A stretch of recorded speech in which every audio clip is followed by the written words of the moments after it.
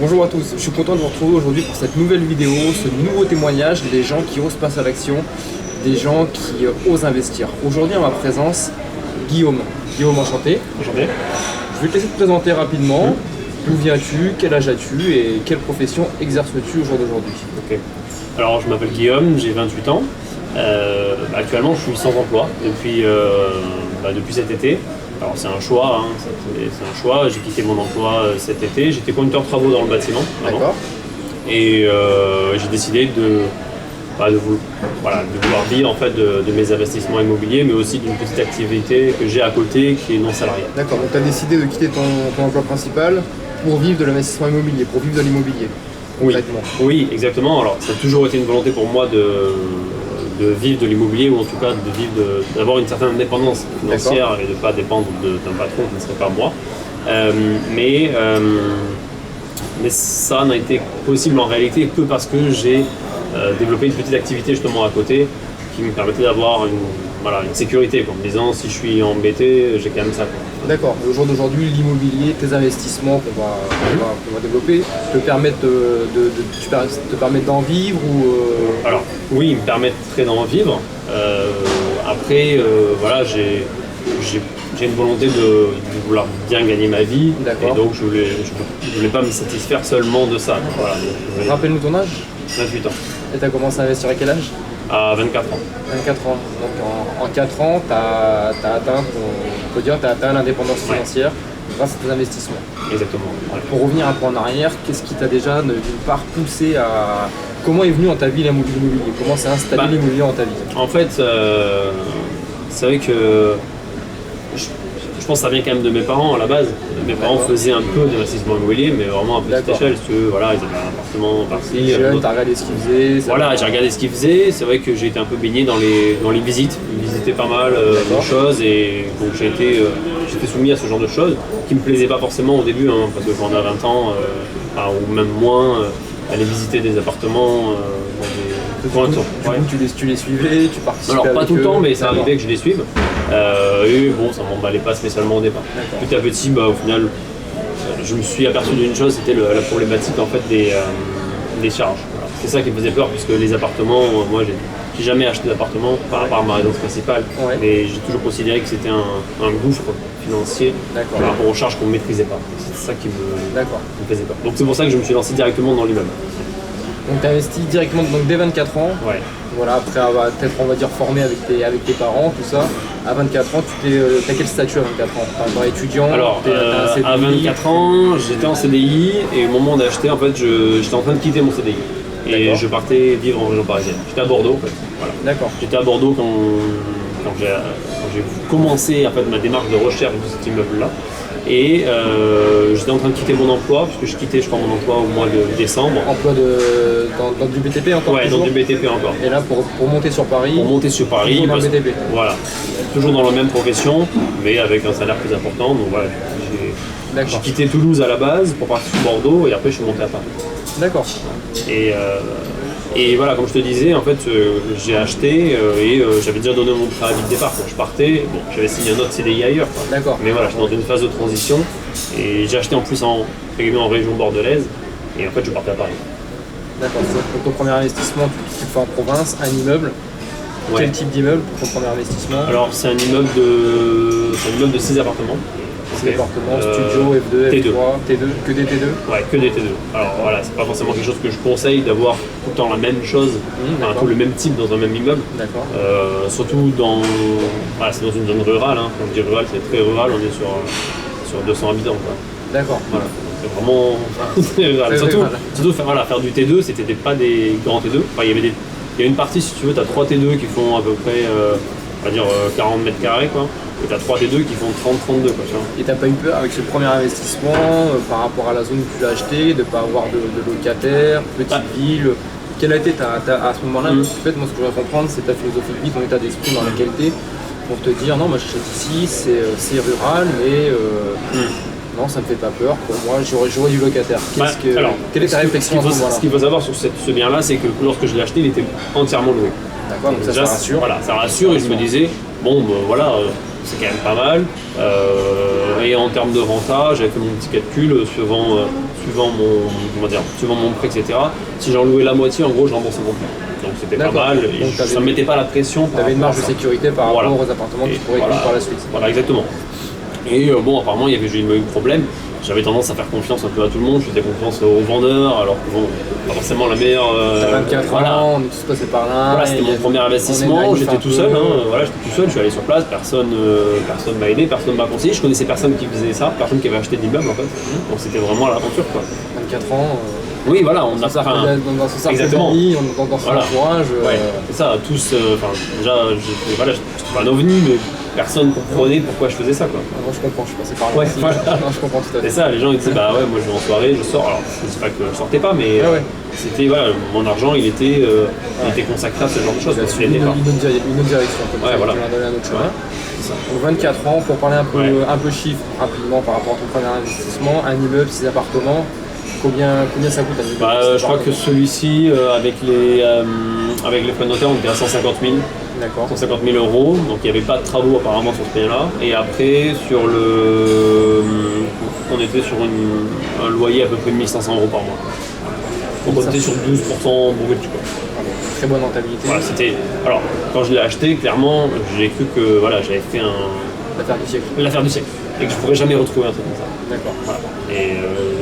Et j'étais fou quoi. Voilà. Avec déjà dans l'optique tu te projetais déjà d'en acheter un autre ou c'était vraiment t'avais fait une bonne affaire, t'avais fait un bien. Donc voilà, à l'époque, déjà 6 appartements, t'as 24 ans, waouh. Ouais, j'étais déjà très content. J'étais très content de pouvoir faire ça. Je sais pas si à ce moment-là, j'étais autant dans cette réflexion-là, si tu veux, de me dire. Et ça commençait. D'accord. Et en fait, je crois que c'est quand je suis arrivé à Paris que ça s'est déclenché, vraiment. Et voilà, c'est là où j'ai vraiment. J'ai commencé à faire des tableaux pour me projeter en me disant voilà, dans 20 ans, tu vois. C'était un peu bizarre, enfin pas bizarre. Surtout, c'était un premier investissement, donc comme tu dis, qui a été réussi. Oui. Pour moi, il était réussi. Voilà, ça a peut-être été aussi une zone, un tremplin justement par la suite, qui t'a donné confiance pour te dire voilà, j'ai réussi mon premier investissement. Maintenant, pourquoi pas en faire un deuxième Ouais, exactement. Ça a été ça. Et voilà, j'avais des objectifs en me disant 40 ans. Bon, 40 ans, je voulais 1 million d'euros. Voilà. C'était bête, mais c'était ça. J'avais une ligne de conduite. Aujourd'hui, cette ligne de conduite, je la suis plus parce que qui va évoluer. Voilà, exactement, qui évolue parce que tu découvres autre chose, tu t'intéresses à autre chose. On s'aperçoit que ça n'a pas de sens vraiment quoi. Peut-être que ça va évoluer vers des chiffres avec plus importants où tu verras rien ou si tu arrives à 45 ans. Ouais, bien sûr. Bien sûr, bonne chose que tu veux dire. Et quand tu fais ton premier investissement, t'es en location, t'habites chez tes parents, t'as déjà acheté. Alors, quand j'ai fait ma recherche, j'étais en location sur Bordeaux, et quand j'ai vraiment été propriétaire, j'étais en location en région parisienne. D'accord. Voilà, j'étais locataire d'un petit studio. Donc t'es locataire et ton premier investissement, c'est un achat pour faire de l'investissement. Ouais, donc ça n'a pas dérangé les banques que ton premier achat soit pour faire de l'investissement et non ta résidence principale. Non, c'est vrai que j'entends beaucoup de gens qui disent que c'est une problématique. Moi, ça n'a pas été le cas. Après, peut-être que c'était entre guillemets la bonne banque au bon moment ou la bonne conseillère au bon moment, je ne sais pas. Mais sachez que c'est possible et qu'il y a beaucoup de monde qui le fait. Donc pour moi, c'est pas un problème. Et ça vaut vraiment le coup de le faire, c'est-à-dire de devenir propriétaire bailleur avant d'être propriétaire de sa résidence principale. D'accord. Donc là, tu as 24 ans, ton premier investissement, le deuxième. Il y a eu un deuxième par la suite, je suppose. Alors le deuxième, si je dis pas de bêtises, je crois que c'est ma résidence principale. D'accord. J'ai un peu craqué, j'ai pu vivre dans un appartement un peu pourri en fait, en région parisienne. Je voulais partir en fait pour repartir en location sur un autre produit, un T2. C'était un studio là vraiment pourri. Tu avais du lino au sol qui se décollait, quand tu marchais, tu avais l'eau qui sortait après la douche, l'enfer. Et voilà, j'ai cherché. Comme je suis pas très patient, alors si tu veux, j'ai été confronté à une problématique, là c'est celle des propriétaires, et j'avais pas un dossier parfait parce que j'étais en train de... j'avais quitté mon emploi. En fait, je suis arrivé sur Paris, je suis resté 6 mois dans une boîte et je me suis barré direct. D'accord. Et quand je suis arrivé dans cette nouvelle boîte, c'est là où j'ai commencé à vouloir chercher un autre appart. D'accord. Le problème, c'est que j'étais en CDI, mais pas confirmé, si tu veux. Voilà, je suis en période d'essai. Et voilà, ça posait un petit peu de problème. Et en gros, j'avais l'impression que les propriétaires à Paris, c'est pas pareil qu'en province. C'est-à-dire que et qui nous traitaient vraiment comme de la merde. Et voilà, c'était genre posez votre dossier et après on regardera quoi. Et en fait. Beaucoup de papier, beaucoup de sécurité, beaucoup de demandes et moins de. Et je sais pas, c'est peut-être mon ego, ma fierté, et je me dis, bah attends, moi. J'ai 6 appartements, voilà, pourquoi on m'embête pour louer un appartement, quoi, tu vois. Alors que toi, tu es confronté avec ça, avec tes propres locataires, voilà. Tu es beaucoup moins exigeant. Voilà, je suis beaucoup moins exigeant, et c'est vrai que ça, c'est ça qui me... C'est pas ce que tu as retrouvé chez les propriétaires en région parisienne. Voilà, et du coup, j'ai visité 2 apparts en location. Il y en a un qui voulait bien, je crois, mais il me demandait vachement de garantie, vachement de trucs à la... je devais payer vachement, je sais plus combien, je devais payer vachement au départ. Et donc ça m'a gonflé. Et le deuxième, je crois que j'ai même pas déposé mon dossier, je l'ai visité et j'ai pas déposé de dossier. Après j'étais bon, c'est bon, mon dossier il est pas complet, j'ai pas tout ce qu'il faut, tu vois. Bon, c'est le bordel. La location, ça t'a dégoûté? Ça m'a dégoûté. Ça t'a orienté vers autre chose. Et le problème c'est que j'avais déjà donné mon préavis de départ. Ah oui, d'accord. J'avais déjà donné mon préavis de départ et du coup je voulais plus louer. Du coup je voulais acheter. Là ça devient compliqué là. Sauf que j'avais que 3 mois en fait. Ouais. J'avais 3 mois, j'avais cherché pendant pas longtemps, moi je même passé très vite. Donc j'avais cherché pendant 2-3 semaines, 2 semaines on va dire. 3 mois, on va avoir les clés, faut faire vite là. Mais il fallait trouver le bien déjà. Trouver le bien, avoir le financement et déménager et avoir les clés. Ah ouais. Gros challenge. Gros challenge. Rapidement j'ai trouvé ce que je voulais acheter. Bon, ça a été en 1 semaine et demie, 2 semaines. Région parisienne. Région parisienne. J'ai visité je crois 3 je pense. Je pense pas que j'ai visité plus de 3 apparts.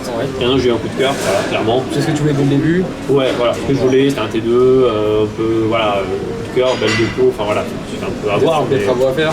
Non, pas de travaux. Non, j'avais que 3 mois, donc je pouvais pas faire de travaux, tu vois. Donc du coup, ça s'est un peu précipité. Je me suis dit, je vais aller voir la banque en local, je suis allé voir, je sais plus, la Société Générale, je crois que c'était, qui était à 300 mètres de la maison, de l'appart, quoi. Et je les consulte, ça prend du temps, c'est super long. Puis à un moment donné, je vois le temps passer, et je me dis, putain, mais je vais jamais y arriver, je vais me retrouver à la rue, quoi. Et là, en fait, j'ai eu de la chance, c'est que le propriétaire de l'appartement était directeur de l'agence Paris Nation. D'accord. Frédéric Coll, voilà. Et du coup, c'est lui qui m'a fait le coup. D'accord. Et lui, ça a pris, je pense que pour donner une idée, 2 semaines et demie, quoi. En gros, donc, au final, le temps de lui donne tous les dossiers, l'argent était débloqué en 2 semaines. Dans les 2-3 mois, tu as eu les clés, t'étais... On devait déménager, on quittait l'appartement le 25 décembre, et on déménageait le 21 juin. D'accord. À 1 semaine près? Ouais, 1 semaine près, pour Noël j'étais à la rue. Mission accomplie. Ouais, mission accomplie. Voilà. Beau cadeau de Noël. Beau cadeau de Noël. Et donc là on est quoi? On est 1 an après ton premier investissement? On est 6 mois après. 6 mois après, t'es passé par le même organisme, je sais plus, par rapport à c'est par un deuxième organisme? Non, du coup, j'étais passé par la caisse d'épargne pour le premier. Et ça n'a pas été compliqué de financer cette résidence principale, sachant que tu avais déjà fait financer un immeuble? Clairement non, déjà c'était le directeur de la banque, donc ça a aidé parce que lui il voulait vendre. D'accord. Donc voilà, forcément il allait aider mon dossier. Et après, une résidence principale, c'est quand même plus facile de se faire suivre par une banque qu'un investissement locatif. Donc voilà, on était en région parisienne, pour eux c'était pas un secteur risqué, donc ça leur faisait pas peur du tout. D'accord. Donc ça n'a pas été une problématique. Donc là, t'as quel âge à ce moment-là? Toujours 24 ans, 25 ans? 25 ans. 25 ans. Ah, 25, c'est ça, 25 ans. C'est toujours 25 ans, à la suite de ça, donc ça y est, tu te poses sur Paris, tu as un nouveau job, un nouvel appartement. Et là, quelles sont tes envies à ce moment-là? Je veux pas m'arrêter. Je veux pas t'arrêter. Et là, c'était vraiment, c'était le moment où j'étais à fond. 25 ans, ça y est, là c'est parti, t'as le déclic. Et en fait, j'avais, pour la petite anecdote, l'été d'avant, juste avant d'acheter, on était parti en Tunisie avec ma compagne et on avait rencontré un Français là-bas. Et Yvan, il s'appelle. Et on s'était super bien entendu. Et on était dans le même état d'esprit, de l'investissement, etc. Et en fait, j'avais enfin trouvé quelqu'un avec qui partager. D'accord. Et positif. Positif, vouloir investir. Avec qui avancer dans le même chemin. Voilà, qui était dans le même état d'esprit et qui avait mon âge, quoi, tu vois, donc c'était, voilà. Et en gros, on se montait un peu la tête tous les deux, en disant, moi je veux ça, moi je veux ça, moi je veux plus que toi, voilà. Et ça a été vraiment, ça a été un histoire quand même, par rapport à ça. Et ça, c'était intéressant, c'était un moment où, voilà, j'avais enfin trouvé quelqu'un avec qui discuter, quoi. Ça, c'était important. Et aujourd'hui, ça paraît facile. De côtoyer des gens qui sont dans la même dynamique que toi pour justement, pour avancer plus vite, pour pour faire prendre aussi conscience que tes projets sont Bien sûr. réalisables, que rien n'est impossible. Non, Mais tu vois, aujourd'hui, alors peut-être c'est parce que justement on côtoie plus ces milieux-là, mais j'ai l'impression que c'est plus facile justement de rencontrer des gens qui sont comme nous. et c'est plus facile d'avancer après. Parce Ouais, voilà, c'est ça. on a davantage confiance Exactement. en soi. Ah ouais, On ça s'aperçoit change tout. que c'est possible, chacun a son expérience, chacun investit Ouais. différemment. Même Ouais. si les gens peut-être vont douter de toi et vont te dire bah non, ce que tu fais c'est pas bien, mais tu vas quand même trouver des gens qui vont te dire Ouais, d'accord. ah c'est bien, super, oh, c'est génial ce que tu fais. Et là, c'est un soulagement énorme, quoi. Et t'as envie de continuer. Là, Ah ouais, vraiment du coup, ça le booste et booster voilà, qui, voilà. donc là, t'as ta résidence principale, Ouais, t'as de bons contacts à côté, t'as de bonnes relations, et là tu veux continuer. ouais, voilà. Là, je veux continuer. Et là, c'est quoi ton troisième achat alors Le troisième achat, ce sera mon premier immeuble avec travaux. D'accord. Voilà, donc c'est un immeuble. Région parisienne? Non, plus région parisienne, là. Toujours en province. Toujours en province, là on est dans la Marne. D'accord. Ok, et c'est un immeuble avec trois studios, un T3 et un local commercial. D'accord. Donc cette fois-ci, par contre, il est vide. Ouais, il est vide. Non, le commerce est loué. Le commerce est loué et tous les Tout le logements. reste est vide et tu as un. Et par contre, il a rénové entièrement, on va dire. Donc, c'est un. C'est du bâtiment, ça te fait pas peur. Ouais, alors, enfin, moi j'étais du bâtiment, mais je faisais pas de réno. En fait. Je faisais beaucoup de neuf. Je faisais tout corps d'état, mais neuf. Et principalement des bâtiments industriels, bureaux, ce genre de choses. Donc, c'était pas quelque chose que je maîtrisais parfaitement. D'accord. Et même si du coup ça me faisait moins peur, malgré tout j'avais quand même une certaine forme d'appréhension. D'accord. C'était pas forcément ce que je maîtrisais le mieux. Tu vois. On rappelle ton âge, 25 ans aussi. Oui, voilà, voilà. Mais je pense que ce qui a fait que justement j'ai réussi, et je pense que toi c'est un peu ça, c'est un peu l'insouciance et le. L'insouciance, la ouais, naïveté, ouais, et puis C'est un stade, l'impulsivité en disant bah, voilà il y a un truc, bah, on y va, voilà, on tente, on ouais. verra quoi. T'es Sans pas trop réfléchir. T'es pas calculateur, tu réfléchis pas, Non. t'as un projet, Ouais. t'as une passion tout simplement, et cette passion t'as envie de l'amener au bout. Quoi. Ouais, c'est ça. Et j'ai jamais. Alors, j'ai fait des tableaux, justement, je t'ai dit, pour réfléchir, pour analyser tout ça. Tableau Excel, la comptabilité, exactement. des trucs à toi perso. Ouais, voilà, pour voir si ça marchait bien, etc. Bon, aujourd'hui, je reviens dessus parce que bon, c'est. Je dis pas que ça n'a pas d'intérêt, mais c'est juste qu'à un moment donné, quand tu maîtrises le sujet, quand tu maîtrises ta fiscalité, quand tu maîtrises un peu les biens et tout ça, t'as pas besoin d'être aussi précis, tu vois, sur un projet, de savoir si la rentabilité c'est 12,2 ou 12,6. Tu sais si ça va marcher ou pas. Quoi. Voilà, tu sais si Tu sais, voilà, ouais, tu sens que le d'accord. bien il est bon, Ah oui. tu sais que tu vas gagner de l'argent.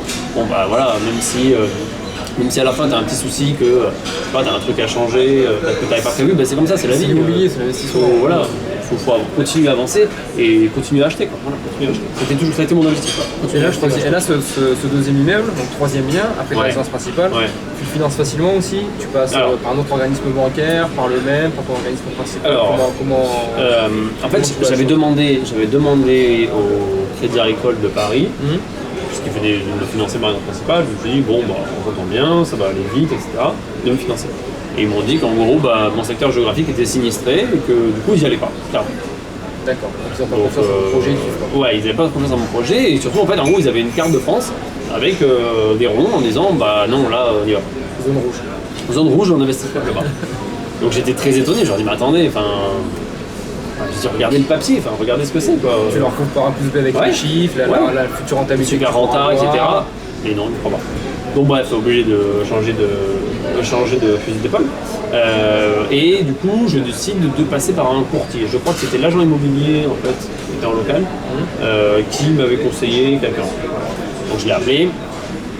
Mec très confiant, il m'a dit oh ben voilà, vous avez déjà votre résidence principale, vous avez déjà des appartements, c'est super, marche bien. vous gagnez bien votre vie, enfin voilà, vous êtes en CDI, tout va bien. Donc ça va être facile. Bon, ça a l'air ça n'a pas été C'est facile. toujours facile de toute façon. Ouais, c'est toujours facile. C'est Toujours facile au début. Et en fait, on a eu des refus de toutes les banques. Toutes les banques qui l'avaient consulté, sauf le Crédit Français. Ah, le fameux crédit Le français. fameux Crédit Français. Sauf que les banques, en gros, ce qu'elles disaient, c'était j'avais fait un premier crédit, en fait, un premier prêt au Crédit Agricole, à la Caisse d'épargne, pardon. Après, je suis allé au Crédit Agricole. Et là, j'ai retrouvé une nouvelle banque dans un autre secteur. Et en gros, eux, ils voulaient que je domicile mes comptes. Et surtout, ils se disaient, attendez, il vient juste de changer de banque il y a 6 mois. Ouais. Enfin, c'est très bien qu'il va rechanger encore s'il retrouve autre chose, quoi. Ouais. Donc, ils n'avaient pas confiance en moi. Voilà. Mais bon, donc voilà, donc du coup, je suis passé par le crédit foncier. T'as un projet, il faut qu'il avance. Voilà, même si l'auto était peut-être moins intéressant que les autres, mais je m'en foutais. Voilà, moi le but c'était que le projet se fasse. C'est que le projet se finance. Exactement. Voilà. Il y a tellement d'argent derrière, entre guillemets, en cash flow Que possible. le taux soit 1%, 2, 4, 5, 6. Moi j'ai encore des taux qui sont à 5%, mais à côté de ça, j'ai tellement une bonne rentabilité que j'ai pas le temps de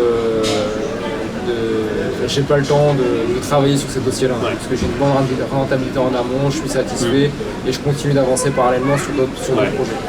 Donc voilà, donc la rentabilité n'est pas forcément. Enfin, la rentabilité, je veux dire, l'auto n'est pas forcément. Ouais, c'est ça, voilà. Mais en amont, t'as la rentabilité qui est là et tu t'en fous, quoi. Ouais, clairement.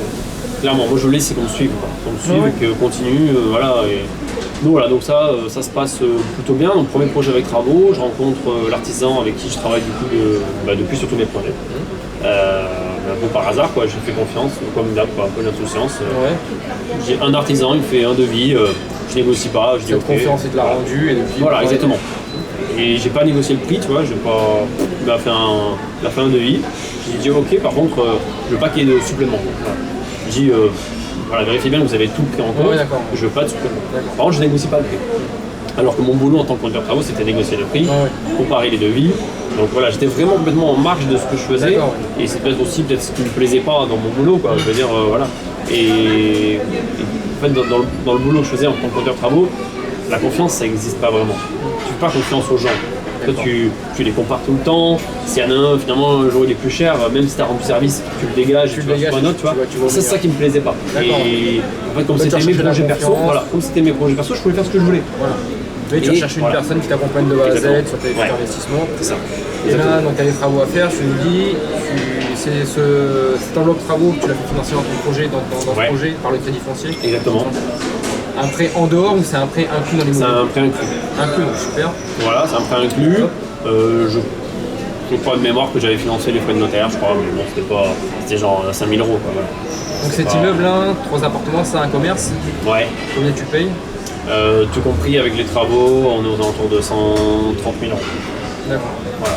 Tout compris 130 000 €. Ouais, tout compris 130 000 €. Un crédit à rembourser de combien à peu près au crédit foncier? Alors j'ai pas pris sur long parce que j'ai été con, voilà, c'est tout. Hein, parce que je me disais, vite je rembourse et vite je gagne l'argent. Bon, c'est une vraie connerie. Mais t'as pas pensé au futur, à tes futurs investissements, voilà, que ça c'est peut pas bloqué par rapport au taux. Exactement. Et voilà. Et donc j'ai emprunté sur 12 ans. Voilà. Ah oui. Donc c'est court. Et malgré tout, donc j'avais 800, je crois que j'avais 860 € par. Non, c'est une connerie. 900 balles en gros par mois remboursé. Et j'avais 1 700 € de loyer. 600 €. 800 €. 800 €. Comme a fait Guillaume, il a emprunté sur 12 ans, donc ça peut être une très bonne solution. Vous voulez rembourser vite, 12 ans, c'est très bien. Mais après, il faut savoir que si vous voulez continuer à faire des investissements en derrière, mettre 12 ans, ça va vous faire des grosses mensualités. Ça peut vous bloquer par rapport à votre taux d'endettement pour pouvoir réemprunter. Si vous faites un prêt, je veux dire, sur 15 ans ou sur 20 ans, ça va diminuer votre taux d'endettement pour faire de futurs investissements. Donc tout ça, c'est à vous de le calculer. Mais après, comme je le dis, si on peut pas avoir la science infuse dès le début, mais tout ça, après, voilà, tout ça c'est modulable. Le prêt qu'il a fait sur 12 ans, il peut très bien le rallonger la date d'anniversaire, il peut très bien l'amener à 15 ans. Et comme aussi il peut le raccourcir, après tout est modulable. Sa vie, elle va changer dans le futur. Il y a des nouveaux investissements qui vont arriver, peut-être des ventes. Voilà, il ne sait pas de quoi est fait l'immobilier de demain, donc tout est modulable. Et à tout moment, vous pouvez changer de direction par rapport à vos investissements. Et n'ayez crainte si au lieu de prendre 15 ans, vous auriez préféré prendre 12 ans ou 20 ans. Voilà. Ça, vous pourrez le moduler par la suite. Oui, exactement. Mais tu vois, bon, celui-ci, je ne l'ai pas renégocié. Bon, c'était il y a quelques temps, mais je ne l'ai pas encore renégocié. Mais voilà, j'ai fait, par exemple, le premier prêt que j'ai fait en région bordelaise, là, celui-ci, voilà, je l'ai renégocié il n'y a pas très longtemps. D'accord. Voilà. Je l'avais de mémoire, il était à 3,25 je crois. Je suis passé à 1,10 quoi. Donc voilà. Mais j'ai pas touché la durée, j'ai juste essayé de raccourcir une mensualité pour un cash flow plus important. D'accord. Donc là rapidement, tu as deux immeubles, une résidence principale, on a combien d'appartements? 6 et 3, 10 c'est ça? 6 et 4, 10. Non, en fait je me suis trompé, il y avait 4 appartements sur le. 4, voilà. 10, t'as 25, 26 ans? J'ai toujours 25 ans je pense. Je vais avoir 26 ans. 26 ans, il va sur. Tu vas sur tes 26 ans. Ouais. Et là tu décides de continuer encore. Voilà. T'en as pas marre, t'es pas rassasié, et tu arrives à gérer correctement tous tes locataires, tu arrives à t'organiser. En fait, tu es toujours en CDI, c'est pas ton activité principale, non. Mais malgré ça, tu arrives à t'organiser pour continuer à gérer. En fait, ce qui s'est passé, c'est que dans cette petite ville en fait, dans laquelle j'ai acheté dans la Marne, je me suis rendu compte que les appartements ont eu un succès très très rapidement. Et en fait, tout s'est loué très vite. Du coup, j'étais même moi-même très étonné en fait. D'accord. Parce que je m'attendais pas à ce que ça soit aussi facile. Ça m'a rassuré, surtout ça m'a donné envie de continuer à investir dans cette ville-là. Et parce que j'avais trouvé un artisan avec qui ça se passait bien, qui habitait à côté. Et voilà, et j'avais un bon feeling. Quelle ville exactement dans la Marne? Sainte-Ménéhould. Sainte-Ménéhould. S'il y en a qui désirent investir dans la même ville. Non, on n'y allait pas. C'est à moi. Non, faut pas dire ça, attends, j'ai fait de conneries. Non, c'est bon, le marché est plein. Guillaume a tout acheté. Voilà, exactement. Non, mais c'est vrai que c'était ça se passait bien, j'ai voulu continuer là-bas, donc j'ai racheté un autre immeuble là-bas. Donc un troisième immeuble. Ouais, un troisième immeuble. Aussi combien d'appartements? Alors là, c'était un peu complexe, j'ai fait un peu de découpe.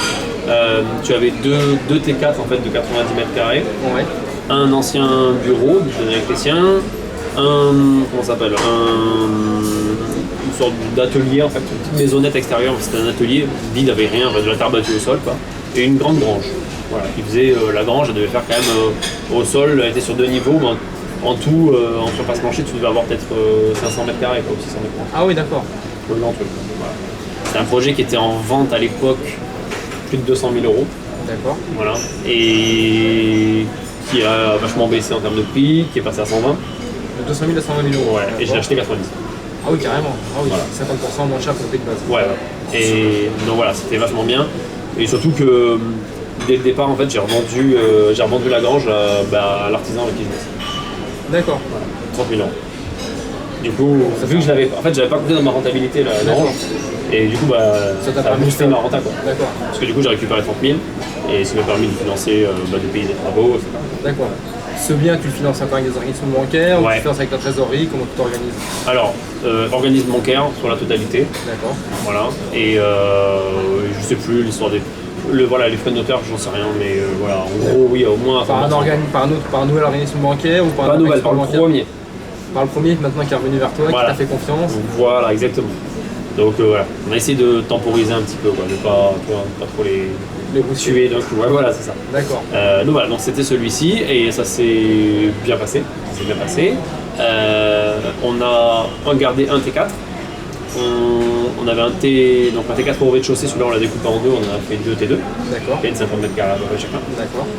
On avait un bureau qu'on a transformé en T3. Et on a une petite l'atelier qu'on a transformé en maison d'une 60aine de mètres carrés.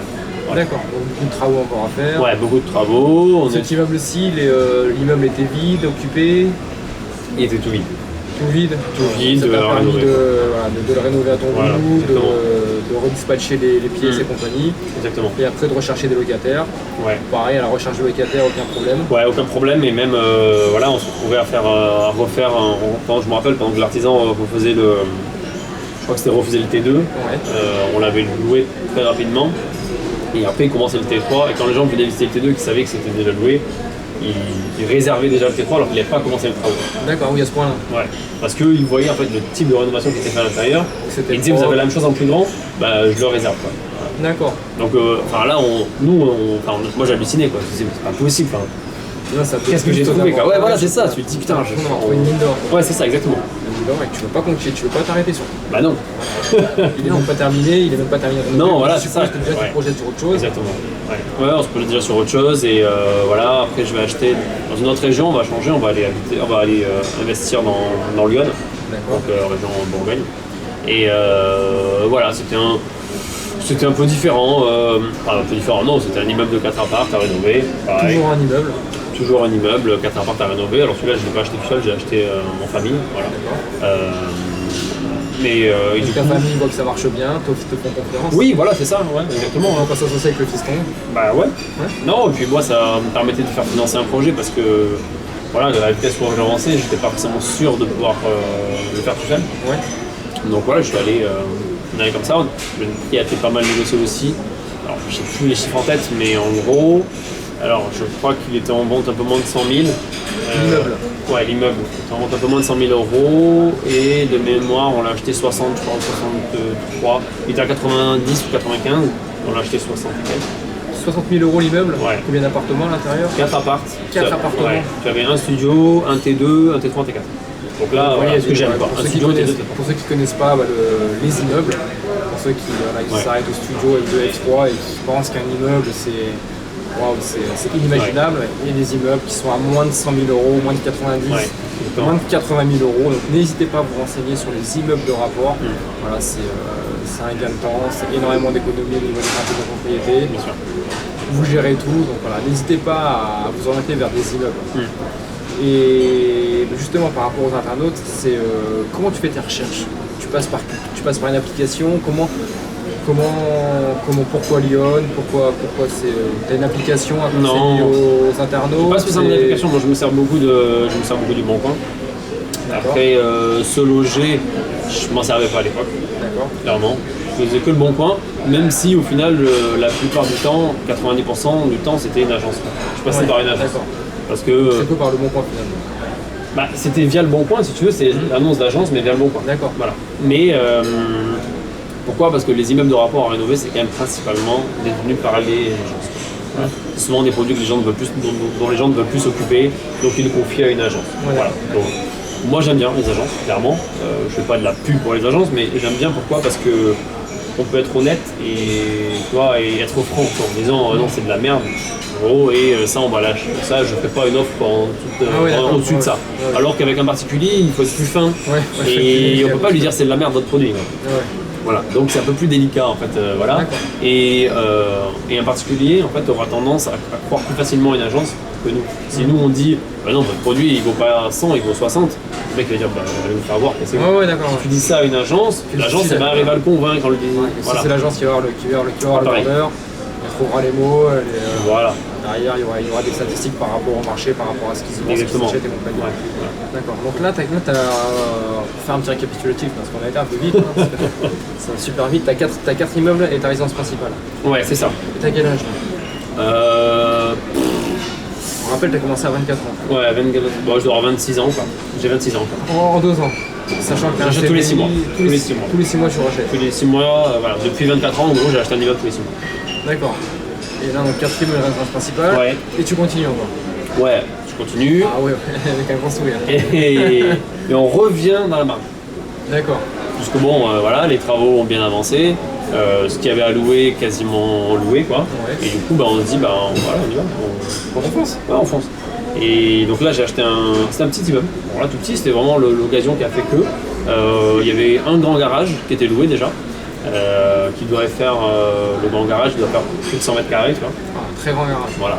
C'est un mec qui en fait garde des voitures de collection, ce genre de choses. D'accord. Voilà, donc c'est un mec qui était là depuis des années, qui entretient très bien son garage. Je savais qu'il allait pas bouger. Je savais qu'il allait pas bouger, voilà. Et au-dessus j'ai 2 appartements, un T2 et un T3. Voilà, un truc tout basique quoi si tu veux. Et celui-là je l'ai acheté avec ma compagne en SCI.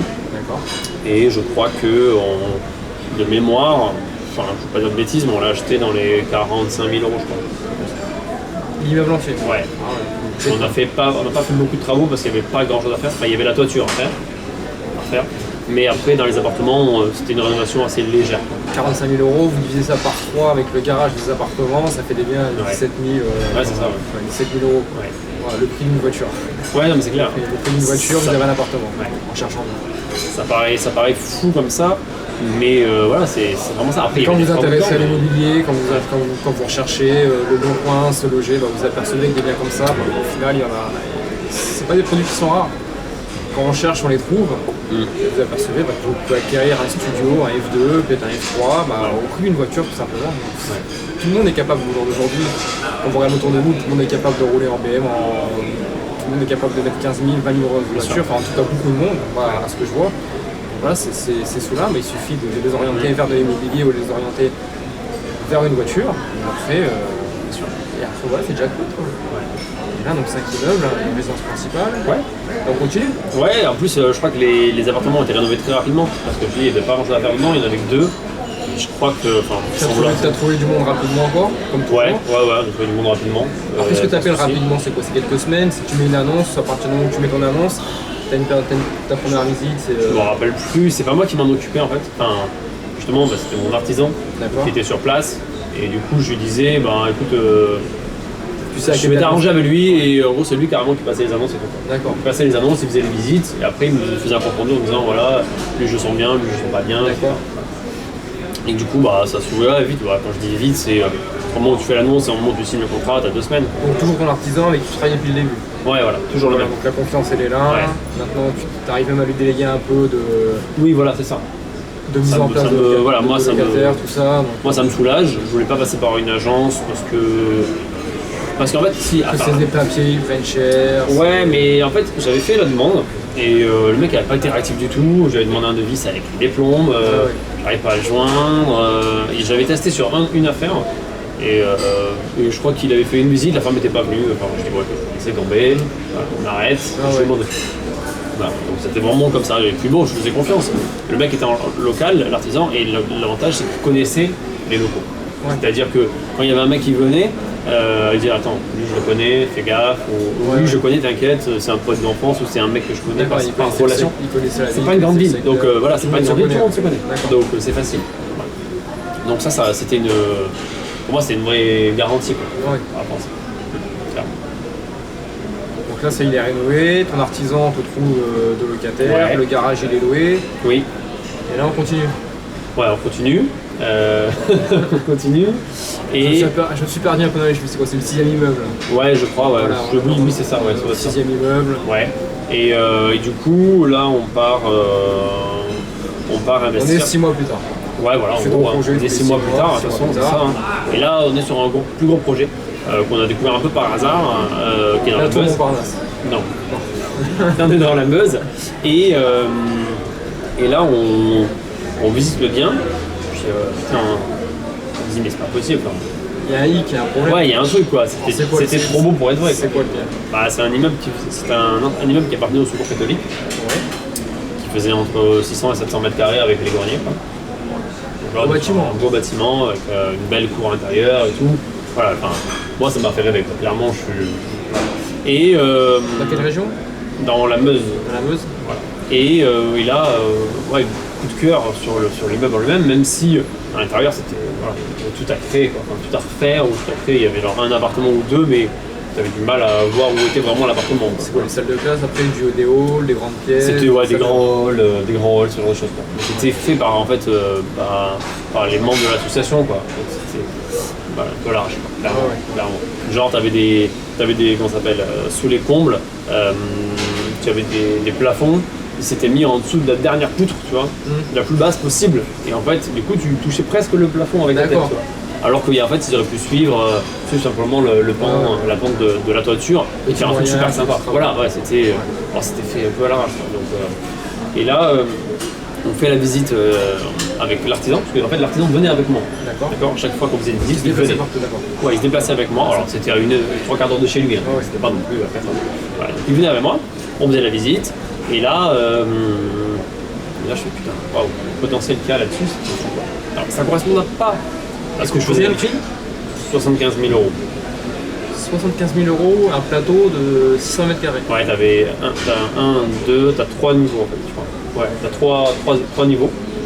Et du coup, chaque niveau entre 200 et 220 mètres carrés, chaque niveau à peu près.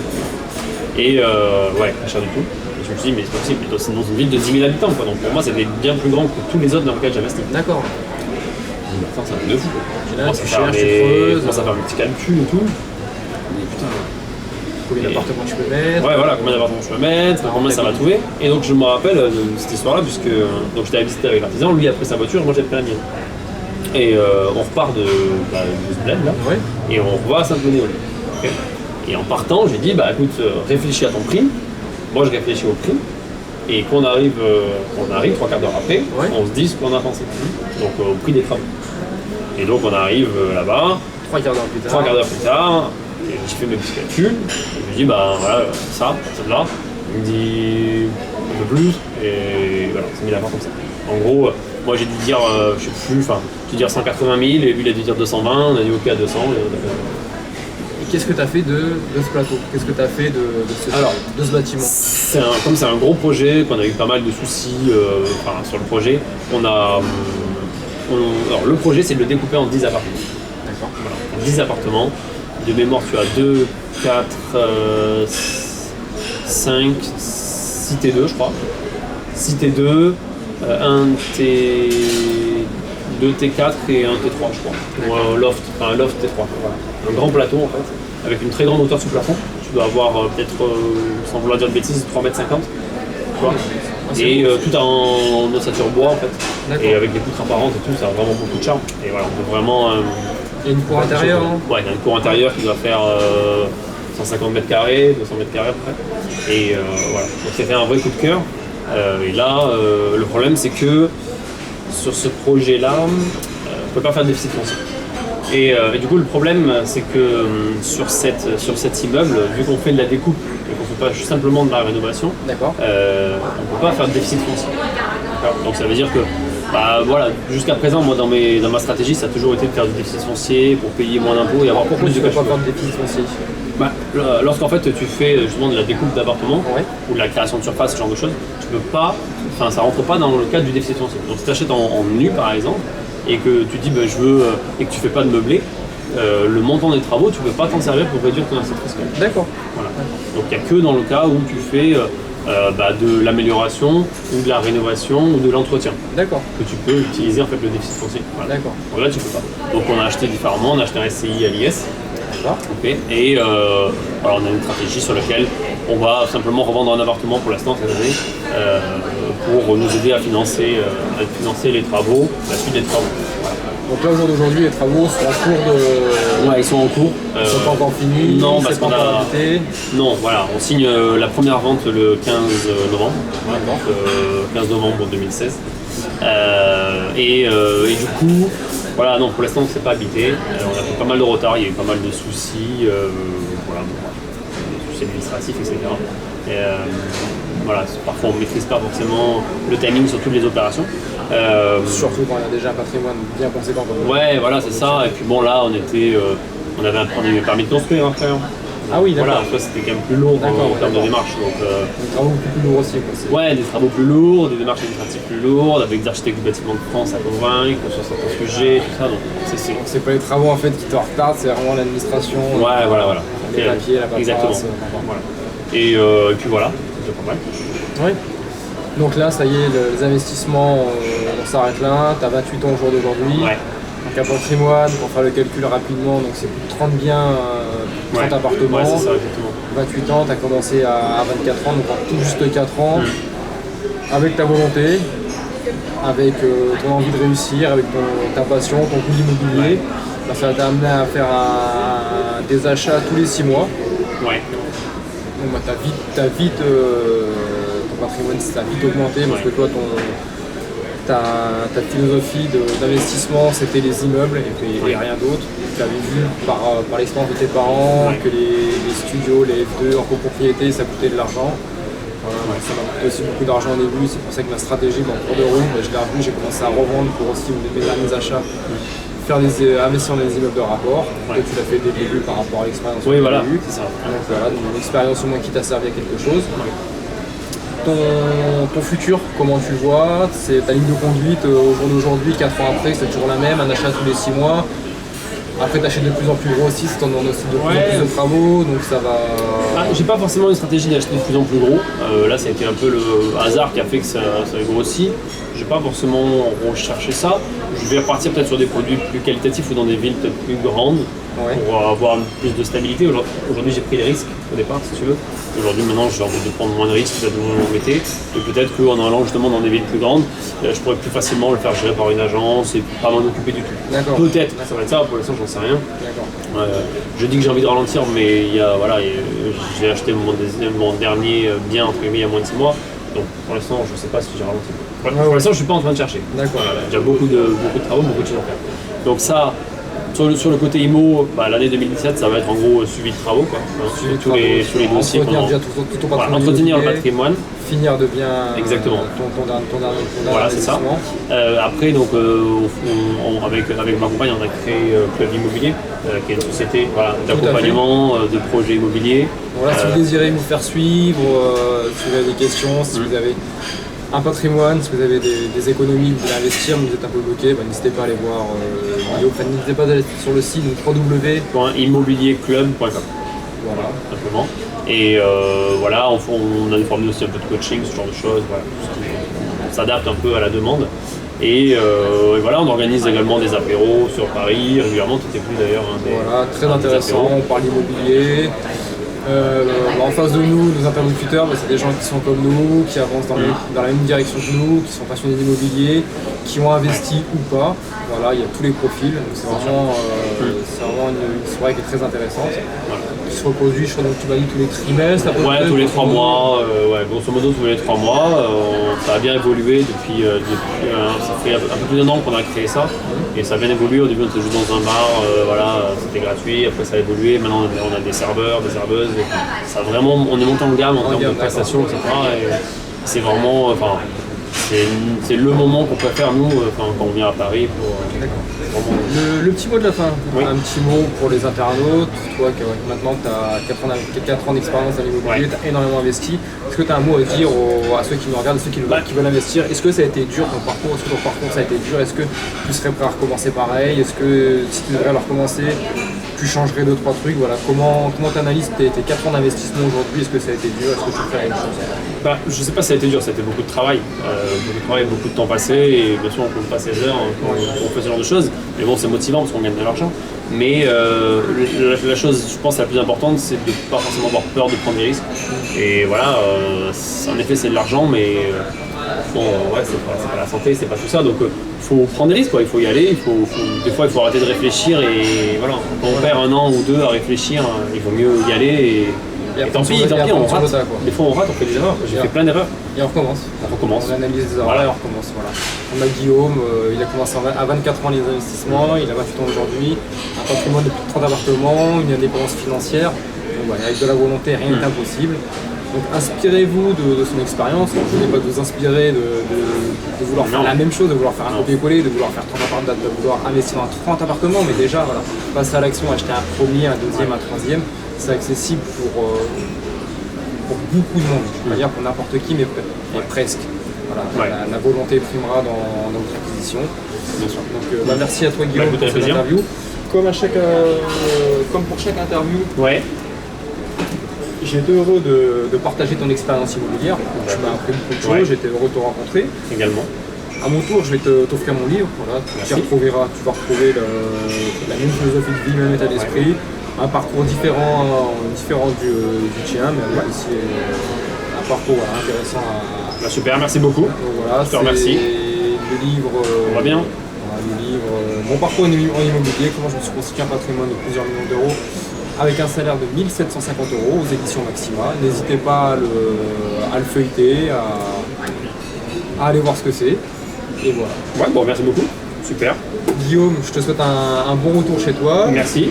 Que tes projets immobiliers pour 2017 se passent bien pour le mieux et beaucoup de réussite. Confiant. Ça marche. À bientôt. Salut, ciao. Bye bye. Au revoir.